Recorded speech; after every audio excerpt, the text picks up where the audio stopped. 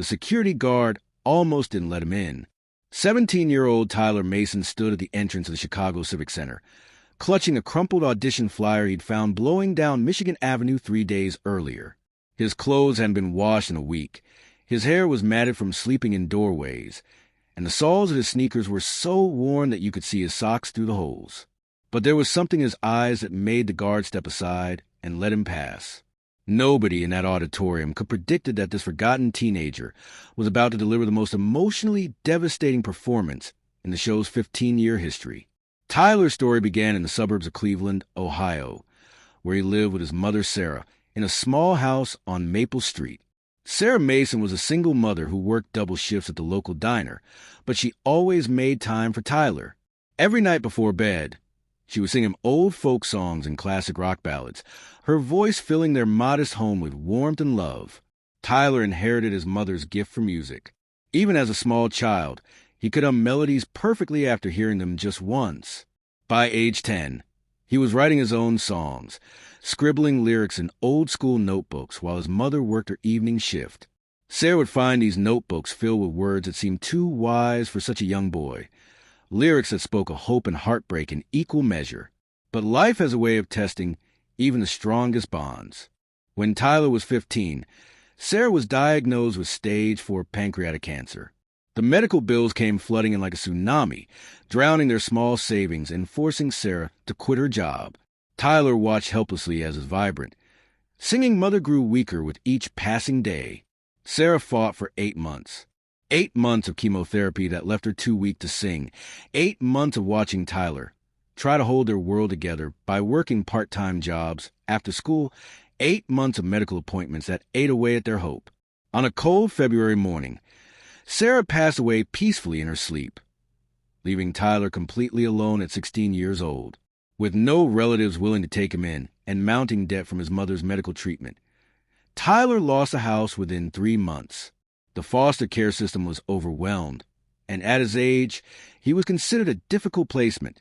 He bounced between temporary homes for 6 months before deciding that the streets were safer than another unstable living situation. For the past year, Tyler had been surviving on his own in Chicago. He'd taken a Greyhound bus there with the last $70 he owned, drawn by something he couldn't explain. Maybe it was a music scene, or maybe it was just a hope that in a city that big, he could disappear without anyone noticing. He slept in subway stations, 24-hour laundromats, and abandoned buildings. He survived on day-old bread from sympathetic bakery workers and occasional meals from shelters when they had space. But through it all, Tyler never stopped singing. Late at night, when the city grew quiet, he would sit on fire escapes and rooftops, singing the songs his mother had taught him, adding his own melodies to the urban symphony around him. Other homeless individuals began to recognize his voice. Maria, an elderly woman who sold flowers on street corners, would stop her work when Tyler sang, tears streaming down her weathered cheeks. James, a veteran who panhandled near the train station, once told Tyler that his voice reminded him of home, of better days before the war changed everything inside him. But Tyler had no idea that his voice carried such power. To him, singing was just a way to feel connected to his mother, a way to keep her memory alive in a world that seemed determined to forget he existed. The audition flyer changed everything. Tyler found it on a Tuesday morning, stuck to his shoe after it had blown across the sidewalk. Chicago's Next Star. Open auditions this Saturday, it read, with an address for the Civic Center downtown. Most people would have thrown it away, but Tyler stared at that flyer for hours. He remembered his mother's words from years earlier, when she watched a singing competition on their old television.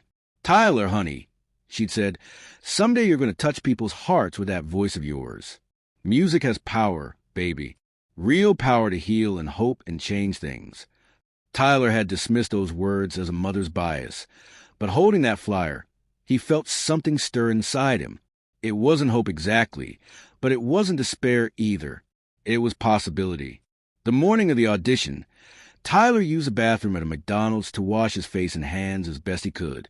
He'd been wearing the same clothes for 4 days, but they were the cleanest things he owned. His dark hair was unruly and too long, and there were dark circles under his eyes from sleeping on concrete, but there was a determination in his green eyes that hadn't been there in months. The Civic Center was buzzing with hundreds of hopefuls when Tyler arrived. Everywhere he looked, he saw perfectly styled hair, designer clothes, and professional headshots. Parents hovered around their children with makeup kits and vocal coaches. The contrast couldn't have been starker. Tyler almost turned around and left 3 times. He didn't belong here among these polished performers with their perfect lives and endless resources. But something kept his feet moving forward, kept him in that long line of auditionees that stretched around the building. The waiting was torture. For 6 hours, Tyler stood in line, listening to contestants practice their scales and discuss their training with expensive vocal coaches. He overheard conversations about recording studios and music industry connections, about social media followers and brand partnerships. This was a world he'd never been part of and never could be. When production assistant finally called his name, Tyler's heart was hammering so hard he could barely hear his own thoughts. The assistant, a young woman named Jessica with a clipboard and headset, looked him up and down with barely concealed distaste. "Do you have your paperwork?" she asked briskly. Tyler handed over the forms he'd filled out in the lobby, his handwriting shaky from nerves. Jessica glanced at them quickly, her expression shifting when she saw his listed address. Homeless, Chicago, Illinois. "Right," she said, her voice suddenly softer but still professional. "Follow me." The walk to the stage felt like a death march. Tyler could hear other contestants warming up in practice rooms, their voices soaring through complex runs and powerful high notes. His own throat felt tight and dry. He hadn't eaten anything that day, and his hands were shaking from hunger and nerves. The auditorium was massive, with stadium seating that could hold thousands. Today, most of those seats were empty, but the stage was blindingly lit, and 3 judges sat at a long table in the front row, their faces barely visible beyond the harsh spotlight. Judge Rebecca Chun was a Grammy-winning producer, known for her work with some of the biggest names in pop music. She discovered several chart-topping artists and had a reputation for being tough but fair. Today, she looked tired and slightly bored after listening to hundreds of auditions. Judge Marcus Thompson was a former R&B superstar who transitioned into mentoring young artists. He'd grown up in poverty himself and had always championed underdogs, but even he seemed to be going through the motions after the long day of auditions.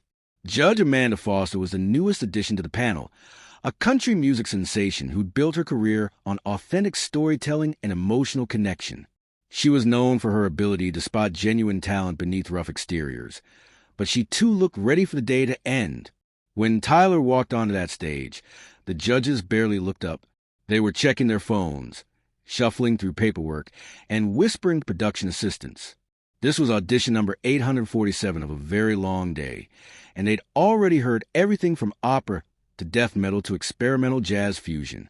Tyler approached the microphone with careful steps, his worn sneakers squeaking slightly on the polished floor.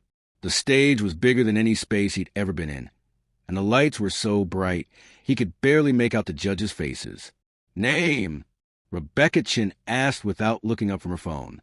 "Tyler Mason," he replied, his voice barely audible through the microphone.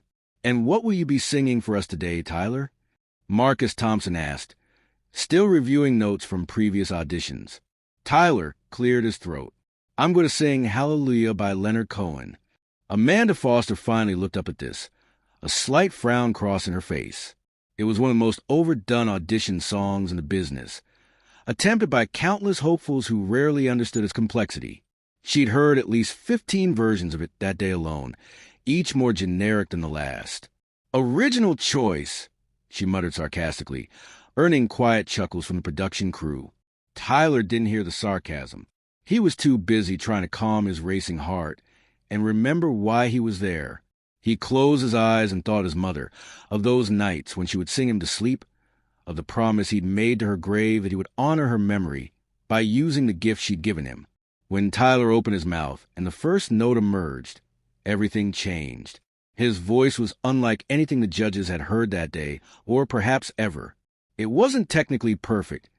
There was no expensive training behind it, no years of vocal coaching to smooth out every rough edge. but it was real in a way that cut through all pretense and artifice. Tyler's version of Hallelujah wasn't the soaring, show-stopping rendition most contestants attempted. Instead, it was quiet, intimate, and absolutely devastating. He sang it like a prayer, like a conversation with someone he'd lost, like a young man trying to make sense of a world that had taken everything from him. Rebecca Chen's phone slipped from her hand and clattered onto the table. Marcus Thompson stopped shuffling through his papers and leaned forward in his chair. Amanda Foster felt tears forming in her eyes before Tyler had even reached the chorus. But it was more than just Tyler's voice that captivated them. It was the story he told without saying a word. Every line he sang carried the weight of real experience, real loss, real hope struggling to survive in impossible circumstances. This wasn't performance. It was a young man laying his soul bare for three strangers and hoping they would understand. When Tyler sang about broken hallelujahs, the judges could hear every night he'd spent on the streets. When he sang about cold and broken hearts, they could feel the loss of his mother radiating from every note. When he sang about light breaking through, they could see the strength it had taken for him to walk onto that stage. The auditorium, which had been filled with the constant chatter of production crew and waiting contestants, fell completely silent. Camera operators stopped adjusting their equipment. Sound technicians removed their headphones. Even the security guards near the exits turned to watch this homeless teenager transform pain into beauty with nothing but his voice. Tyler's eyes remained closed through most of the song, lost in the music and the memories it carried. He wasn't performing for the judges or the cameras. He was singing for his mother, for every person who'd ever felt forgotten, for everyone who'd ever had to choose between hope and despair. As he reached the final verse, Tyler's voice began to break with emotion. Not from lack of technique, but from the sheer weight of everything he was pouring into the song. The judges watched in amazement as this boy they'd almost dismissed channeled every ounce of his pain and hope into those final notes. When the last word faded away, the silence was deafening. Tyler opened his eyes and immediately saw that all three judges were crying. Rebecca Chun, known throughout the industry for her emotional reserve, had tears streaming down her cheeks. Marcus Thompson was shaking his head in disbelief, his own eyes wet. Amanda Foster was openly sobbing, her carefully applied makeup ruined. For nearly 30 seconds, nobody spoke. The production crew exchanged stunned glances, unsure whether to keep rolling or give the judges time to compose themselves. This was supposed to be a routine audition, not an emotional earthquake. Finally, Marcus Thompson found his voice. "Tyler," he said, his words thick with emotion. "Where did you learn to sing like that?" Tyler shifted nervously, suddenly aware that everyone in the room was staring at him. "My mom taught me," he said quietly. She passed away 2 years ago. She always said music had power, and I guess I never really understood what she meant until now." "Tyler," Rebecca Chin said, wiping her eyes, "can you tell us about your current living situation?" The question Tyler had been dreading. He could have lied, could have made up a story about a normal home and a normal life. But something about the way the judges were looking at him, with genuine concern rather than pity, made him choose honesty. "I've been homeless for about a year now," he said, his voice steady despite his nervousness. "I've been staying in shelters when I can, or on the streets when I have to. I found the flyer for this audition blowing down the sidewalk, and I thought maybe my mom was trying to tell me something." Amanda Foster stood up from the judges' table and walked toward the stage. The production crew looked confused. This wasn't part of the usual audition format. But Amanda didn't care about format in that moment. "Tyler," she said, looking directly into his eyes, "you have a gift. Not just your voice, though that's extraordinary. You have the ability to make people feel something real, something true. That's rarer than perfect pitch or technical skill. That's what separates good singers from artists who change lives." Rebecca Chin nodded in agreement. "Tyler, I've been in this business for 25 years. I've worked with Grammy winners and platinum sellers, and I can tell you with absolute certainty that what you just did up there was special. That was art." Marcus Thompson joined his fellow judges in front of the stage. "Son, you've been through more in your 17 years than most people experience in a lifetime. But instead of letting it break you, You've turned that pain into something beautiful. Your mother would be so proud." Tyler felt his composure finally crack. The tears he'd been holding back for months came flooding out, and he didn't try to stop them. For the first time in over a year, he wasn't crying from despair or loneliness. He was crying from relief, from hope, from the overwhelming realization that maybe his mother had been right about music having power. The judges made their decision quickly and unanimously. Not only was Tyler moving forward in the competition, but the show's producers immediately began working with local social services to find him stable housing. Amanda Foster personally called 3 different youth programs in Chicago, using her celebrity status to cut through red tape and bureaucracy. Within a week, Tyler was staying at a residential program for homeless youth that provided not just housing, but counseling, education support, and job training. The program's music therapist, Dr. Jennifer Walsh, began working with Tyler to develop his natural talent while helping him process the trauma he'd experienced. But Tyler's story was just beginning. His audition clip, when it finally aired 3 months later, broke the internet. The 4-minute video garnered over 50 million views in its first week, with comments from viewers around the world sharing their own stories of loss, hope, and resilience. Music industry professionals who saw the audition began reaching out immediately. Established artists offered to mentor him. Songwriters wanted to collaborate. Record labels expressed interest in signing him, though Tyler was advised to focus on developing his skills and healing from his experiences before making any major commitments. Tyler advanced through every round of the competition, his performances growing stronger and more confident each week. But more importantly, he began to heal. The stability of having a safe place to sleep, regular meals, and counseling support allowed him to process his grief and trauma in healthy ways. He started writing original songs again, channeling his experiences into music that spoke to other young people facing similar challenges. His first original composition, titled Invisible, became an anthem for homeless youth across the country. The song's lyrics, "I was invisible until I found my voice. Now I'm singing for everyone who's lost their choice," resonated with millions of listeners who had felt forgotten by society. Tyler didn't win the competition.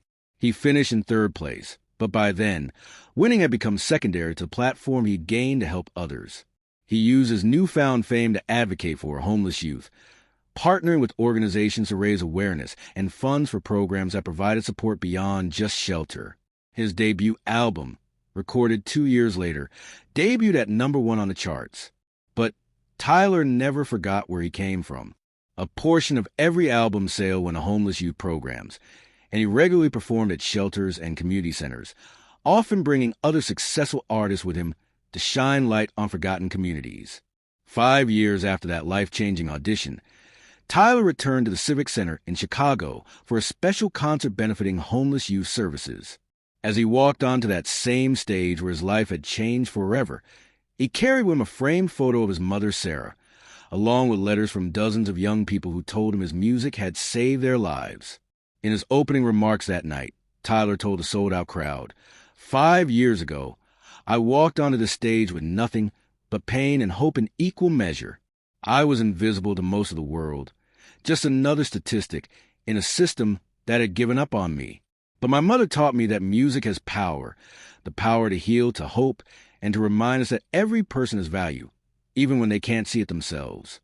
He paused, looking out at the audience that included many of the same homeless individuals he'd met during his darkest days. Maria, the flower seller, was in the front row, tears already streaming down her face. James, a veteran, sat beside her, wearing his first new clothes in years. "Tonight," Tyler continued, "we're going to sing together, not because we're perfect, not because we have it all figured out, but because we're here. We survived. And sometimes survival itself is the most beautiful song of all." Tyler's story became more than just a tale of talent discovered or dreams achieved. It became a reminder that greatness often emerges from the most unlikely places, that the people society overlooks might be the ones with the most important stories to tell. His mother's words about music having power proved prophetic in ways Sarah could never have imagined. Through Tyler's voice, she continued to touch lives, to offer hope, to remind the world that every person matters, even when they feel invisible. and in recording studios and concert halls around the world. Tyler Mason continued to sing not just for entertainment, but for healing. His voice, born from loss and nurtured by hope, carried a simple but profound message. You are seen. You are heard. You matter. The homeless teenager who almost wasn't allowed into that audition had become one of music's most authentic voices, proving that sometimes the most powerful performances come not from perfect technique, but from perfect truth.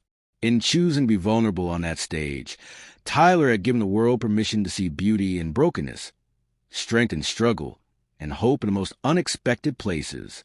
His story serves as a reminder that we all have the power to be more than our circumstances, that music and art and authentic human connection can bridge any divide, and that sometimes the people who need our attention most are the ones we walk past every day without seeing. Tyler Mason's audition lasted 4 minutes. Its impact will last forever.